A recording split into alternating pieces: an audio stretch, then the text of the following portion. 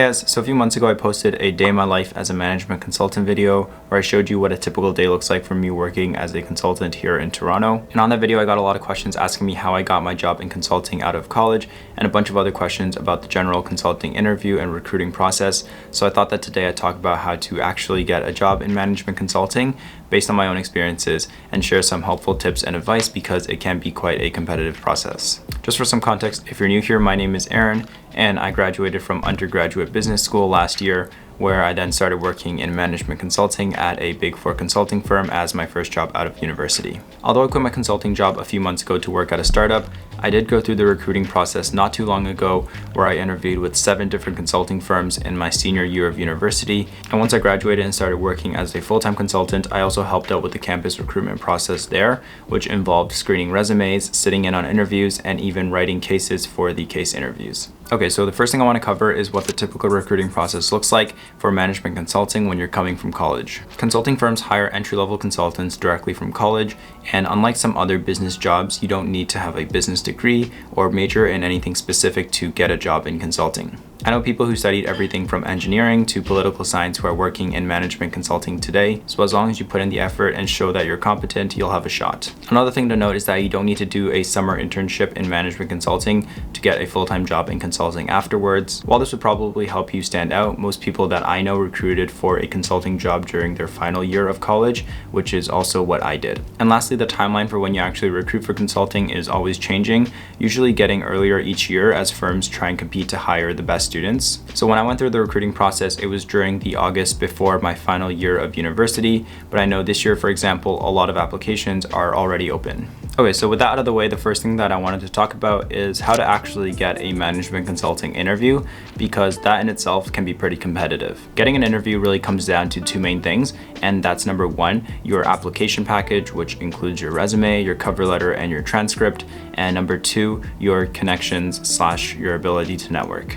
Both are equally important to secure interviews in consulting, but I would say you can kind of make up for one being weaker if the other is a lot stronger. So if you didn't do too much networking, but you have a really strong application package, then you can probably still land interviews and vice versa. But in this section of the video, I'll be focusing mostly on the application side because, to be honest, I wasn't the greatest at networking myself, and I only did very surface level networking and coffee chats when I was going through the recruiting process. I'm also going to assume that most people have a basic understanding of resume and cover letter content and templates, so I'm only going to focus on consulting specific tips here to make it pretty concise. Consulting firms like to position themselves as being really different from one another, but the truth is they're all looking for the same few things. So these will be some of the most important skills to try and highlight in your resume and cover letter when you're applying for these consulting jobs. The first one is problem solving and analytical skills. So this is showing that you can tackle difficult problems, structure problems that are really ambiguous, and approach things logically and analytically. Secondly, it's leadership abilities and teamwork. This one also matters a lot because consultants always have to work with clients when they're on the job, as well as work with other consultants in a very tight-knit environment. The next is being impact or results driven, so showing that you have a desire to get things done and deliver results. And lastly, I would say that consulting firms also look for a bit of entrepreneurial drive or passion. This doesn't mean you have to have started your own business, but being able to think about things from outside of the box or approaching problems from different angles and having that passion to do so is something that consulting firms will look for. Try and include all of these skills in your application to be a strong candidate, but don't just state that you have these skills on your resume or your cover letter, but really give specific examples of how you've demonstrated these skills in previous internship or extracurricular experiences. A good way to structure your bullet points on your resume to make sure that you're actually giving specific examples is to include what you did, how you did it, and what the result was. You can also use strong adjectives in your bullet points to try and describe what you did, and always try to quantify your results whenever it's possible to. On your cover letter, I personally don't think that this is as important as your resume, but it should still include why you're applying to this firm and what you have to offer. The why part can ideally be answered by name dropping someone that you talked to in a coffee chat or at a networking event to say that they inspired you or referred you to apply for this job. And the what you have to offer part just means don't focus on writing about how this job will benefit you, but lead with value and tell the firm why they should hire you over all the other candidates that are applying. And finally, just some general tips and advice for the application. Make sure that your resume and cover letter are both 1 page each at most.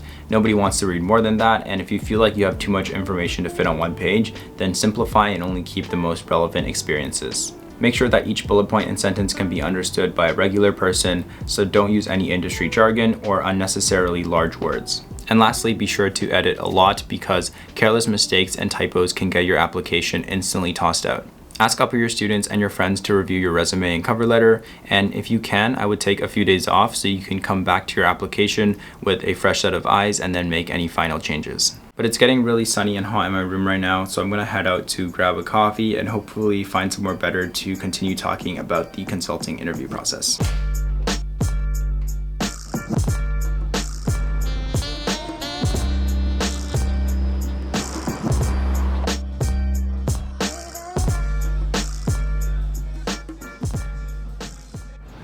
Okay, so now that you've gotten a few management consulting interviews, turning them into actual job offers is the fun part. The typical management consulting interview process consists of 2 rounds of interviews, with both being a combination of case interviews and behavioral or fit-based interviews. I'm going to start with tips for the behavioral interview because people are usually more familiar with this type of interview, especially if you've interviewed for previous internships or other extracurricular opportunities. Basically, most behavioral interview questions are used to dive deeper beyond what's listed on your resume and your cover letter. The most common types of questions here are experiential questions, where consulting firms want you to draw upon a time or a previous experience where you've demonstrated a particular skill. For example, you'll get questions like, tell me about a time when you worked with someone you disagreed with, or tell me about a time when you made an important decision without all of the information. A lot of the key skills that they look for here are similar to the ones that I mentioned you should be highlighting in your application. So things like leadership and teamwork, working with ambiguity, and being able to deliver impact. And I think the most efficient way to prepare for these experiential questions is to use a simple matrix, where you start by brainstorming all of your past experiences, including internships, extracurriculars, volunteering, and any other stories that you might have down a table. Next, list out the key skills or abilities that you think your interviewers may ask you about across the top of the table, which would be things such as leadership, teamwork, problem solving, delivering impact, and maybe showing drive or passion. Then, try and match each skill to your past experiences to make sure that you have at least one strong experience covering each key skill. Once all of the key skills and abilities are covered by at least one of your experiences, you can then prepare these stories in depth using methods like the CAR or STAR method to better structure your answers. The reason that this matrix works so well is because you'll only have to end up remembering a few key stories that you can slightly tweak to cover all of the key skills that are tested for in behavioral interviews. Try and take the time to remember all of the details in your stories, as it's common for interviewers to ask follow-up questions to see if your stories actually have any substance. And lastly, you'll get asked questions like why consulting or why this firm, which should be slightly easier to prepare for if you've done your research. In general, though, try and communicate everything succinctly and read the room so you can match other people's energy levels. If you can make your behavioral interview feel like a casual conversation with your interviewer, then you're probably doing pretty well. From my experience, I would say that behavioral questions are probably just as important as the case interview portion, if not more important to some seniors who care a lot about fit. This is something that I didn't take as seriously as the case interview when I was doing consulting interview prep, so yeah, don't do that. Alright, now moving on to case interviews, which is often the more intimidating part for students because it is pretty unique to consulting. Case interviews are essentially a real-time problem-solving test where you receive a business case that would be similar to an actual project that consultants have to solve on the job, except much shorter and simpler. There are different types of case interviews, but usually how it works is you're presented with an open-ended problem that a specific business is facing, and your job is to ask the right questions and do some analysis to come to some sort of conclusion that you'll present back to your interviewer within the 30 minutes or so. An example of a case interview prompt may be something like, our client, Unicloth, is an Asian clothing retailer attempting to establish a profitable presence in the United States. However, since they arrived 5 years ago, they have struggled to achieve that goal and have engaged our firm to find out why and to recommend next steps. How can we help? So if you've never done a case interview before, you're probably wondering how to even approach something like this and get to a solution. I tried to start by watching a mock case interview on YouTube, but that just ended up confusing me a little bit more. So I'm gonna try and give a really high level overview of what a typical case flow might look like. Okay, so the interviewer will read you the case prompt and you'll spend 2 to 3 minutes taking down notes and asking clarifying questions to make sure you fully understand the problem. You'll then usually ask for 1 to 2 minutes to plan your approach and form an initial hypothesis about what the solution could be and create a framework. A framework is a tool that helps you structure and break down complex problems into smaller components. Think of it like brainstorming different areas you want to explore and organizing them into different categories. You'll then present this framework as your plan of attack back to the interviewer, and you'll spend the rest of the case interview probing for more information through each of the areas within your framework. You should follow your framework and ask very specific questions that help you test your hypothesis for what the solution could be. And as you go through your framework and probe for more information, you'll be given more data that should lead you to either adjust your hypothesis or confirm it.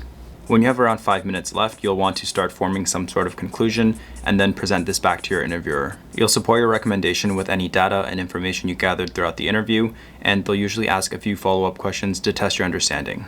Hopefully that makes a bit of sense, but it's okay if you're still confused. The approach that I would take is to start by reading up on some common case interview frameworks to use as a starting point. There's a really popular book called Case in Point that I read when I was just getting started to familiarize myself with the frameworks. Once you have a few basic frameworks to reference, don't spend too much time reading and just get started on doing practice cases with your friends. You can find a lot of case books online that contain cases for you to use, or if there's some sort of consulting club on your campus, they probably have a bunch of resources that they share with everyone. There are also apps and websites that you can use to case yourself, but I think it's a lot more beneficial to case with others so you get used to dealing with and communicating under pressure. When you do get started, your first 5 cases or so will probably be pretty bad, so try not to get too embarrassed or discouraged. As you work through more cases, you'll start getting the hang of things and feeling more confident, and you'll also come to realize that a lot of these cases are actually pretty similar. And while there isn't a set number of cases that you need to do in order to feel ready, everyone sees diminishing returns after a certain point, and that can be anywhere from 5 cases to 50 plus cases.